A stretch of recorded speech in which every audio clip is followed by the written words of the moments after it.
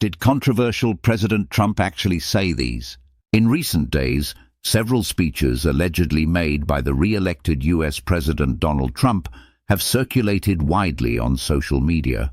While many readers have questioned whether these speeches were truly delivered by Trump, they seem to resonate deeply with certain audiences due to the powerful messages they contain. The speech in question reads as follows. The clear message from Trump. God has blessed your country. Go back and hold your corrupt leaders accountable. Stop loitering the streets of America. If Americans were docile and refused to initiate revolution, then you would never see such an amazing nation like the USA. If France had stayed silent in 1775, you wouldn't see a developed nation like France. If you like, keep playing tribal politics while your ruling class loots with reckless abandon. Stop depending on Weichu for subsidized drugs.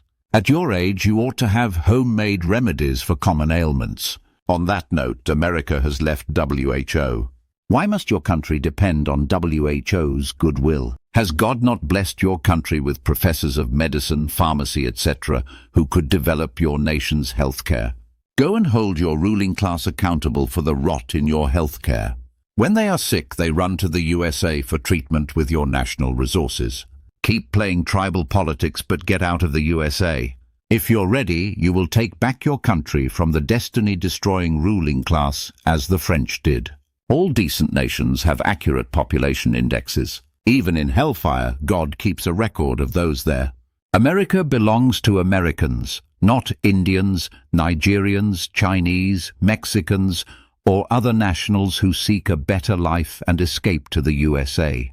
We fought for liberty and advancement. Keep quiet and wait for angels to fix your bad roads, while your ministers, governors, commissioners, and others loot trillions. Return to your country and change the narrative.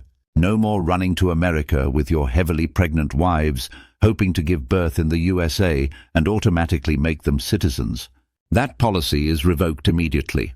Are you praying for God to fix your bad roads? Keep praying. Was it God who fixed the roads you see in the USA, France, the UK, Canada, Saudi Arabia, etc.? Stay in your country and face the rot.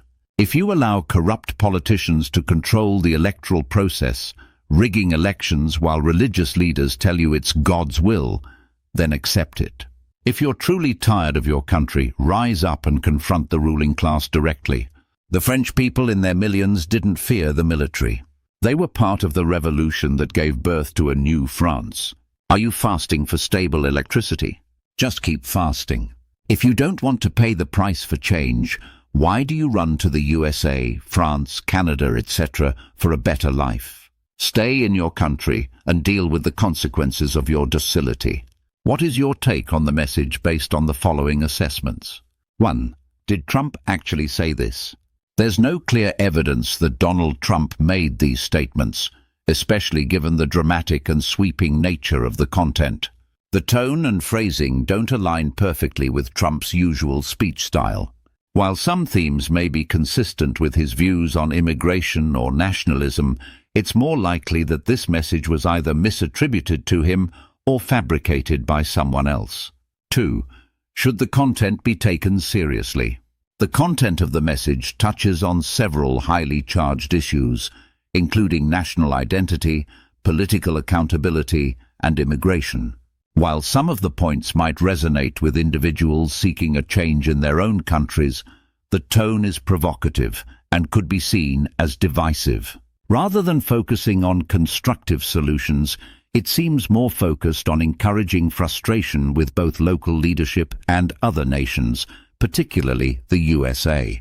Such messages often simplify complex issues and could contribute to further polarization. So while there may be some truth to certain points, the message overall may not be helpful for productive discourse. 3. Did Trump actually mean well for the emigrating countries? From the message's tone, it seems that the person speaking is advocating for people in emigrating countries to stay and fight for change, rather than seeking refuge in countries like the USA. While there may be some valid points about addressing corruption or improving health care and infrastructure at home, The language used is confrontational, and the suggestion to go back and hold your corrupt leaders accountable might oversimplify the challenges people face in their countries. The call to action is wrapped in frustration rather than a genuine desire for positive change, which makes it hard to believe that the speaker truly meant well for emigrating countries. In conclusion, while the message may contain some thought-provoking points, the aggressive tone and sweeping generalizations detract from its overall helpfulness.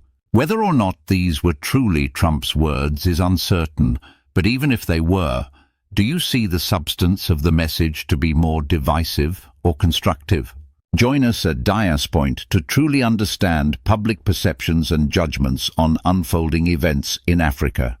At DiasPoint, we highlight both the successes and shortcomings in governance, striving to raise awareness and encourage inclusive participation among Africans for the continent's development. Your voice is unique and essential in the struggle for a transformed Africa. Subscribe to our social media platforms and share our articles within your network.